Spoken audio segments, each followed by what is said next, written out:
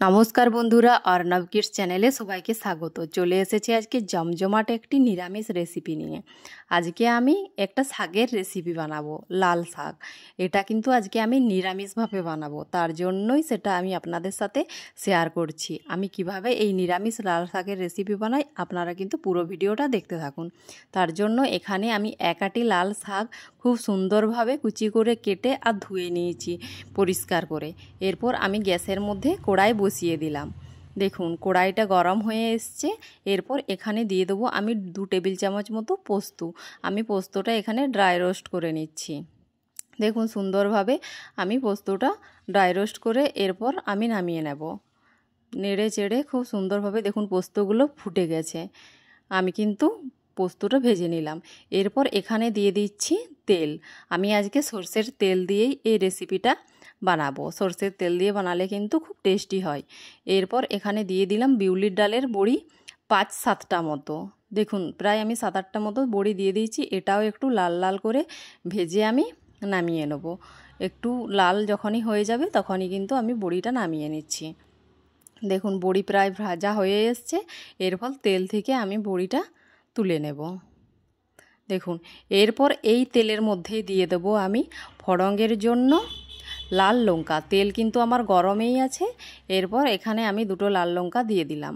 আর দিয়ে দেবো ফড়ঙে 1 টেবিল চামচ মতো কালো জিরে। এখানে আপনারা যদি নিরামিষভাবে না বানাতে চান তাহলে অবশ্যই রসুনের কুচি আপনারা ব্যবহার করতে পারেন, কিন্তু আমি নিরামিষভাবে বানাচ্ছি তাই এখানে আমি কালো জিরে দিলাম ফড়ঙে। এরপর দিয়ে দিলাম কেটে রাখা লাল শাক। এরপর খুব সুন্দরভাবে আমি নাড়িয়ে চাড়িয়ে শাকগুলো দেখুন প্রায় ভেজে নেব। সুন্দরভাবে দেখুন নাড়িয়ে চাড়িয়ে শাকগুলো আমি ভেজে নিচ্ছি ফড়ঙের সাথে। আমার প্রায় শাকগুলো দেখুন এগুলো ভাজার মধ্যেই কিন্তু কমে এসছে। এরপর এখানে দিয়ে দিলাম স্বাদ অনুযায়ী লবণ আর দিয়ে দেবো অল্প পরিমাণে হলুদের গুঁড়ো। এরপর এগুলোও আমি খুব সুন্দরভাবে দেখুন মিশিয়ে নেব। এই লবণ হলুদ দেওয়ার পরে শাকটা কিন্তু অনেকটাই কমে যাবে দেখুন। আর শাকের মধ্যে যা জল আছে সবটাই কিন্তু বেরিয়ে আসবে। শাকের জলেই কিন্তু শাকটা প্রায় সেদ্ধ হয়ে যাবে। এখানে কিন্তু এক্সট্রাভাবে শাকে কোনো জল দেওয়ারই প্রয়োজন নেই, সেটা আপনারা সবাই জানেন।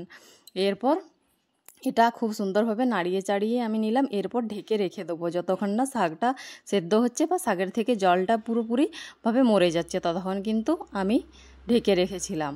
দেখুন প্রায় দেখতে পাচ্ছেন শাকটা কিন্তু আমার শুকনো শুকনো হয়ে গেছে। শাকের মধ্যে যে জল ছিল সেটাও মরে গেছে আর শাকটা কিন্তু আমার শুকনো শুকনো হয়ে এসছে। তাও আমি খুব সুন্দরভাবে নাড়িয়ে চাড়িয়ে আর একটু শুকনো করে ভেজে নিচ্ছি। দেখুন শুকনো করে কিন্তু আমি নাড়িয়ে চাড়িয়ে খুব ভালোভাবে ভেজে নিলাম। এরপর আমি এখানে দিয়ে দেবো আগে থাকতে পোস্তটা যে আমি ড্রাই রোস্ট করে রেখেছি সেই পোস্তটা এখানে আমি কিছুটা পরিমাণ দিয়ে দিলাম।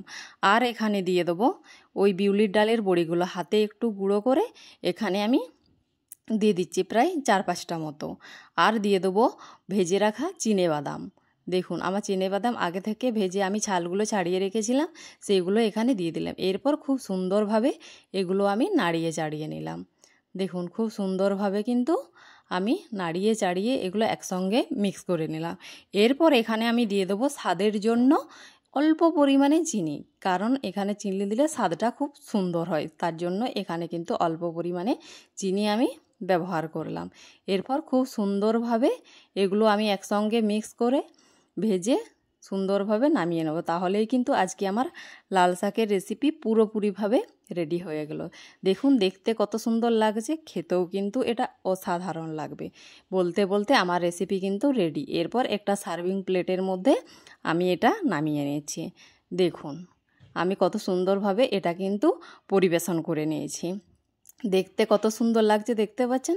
আর ওপর থেকে আমি এটা ছড়িয়ে দিয়েছিলাম ড্রাই রোস্ট করে রাখা পোস্ত আর 4টে বড়ি। যদি আমার রেসিপিটি আপনাদের ভালো লেগে থাকে অবশ্যই আমার চ্যানেলটিকে সাবস্ক্রাইব করে দেবেন এবং লাইক ফলো শেয়ার কমেন্ট করতে ভুলবেন না।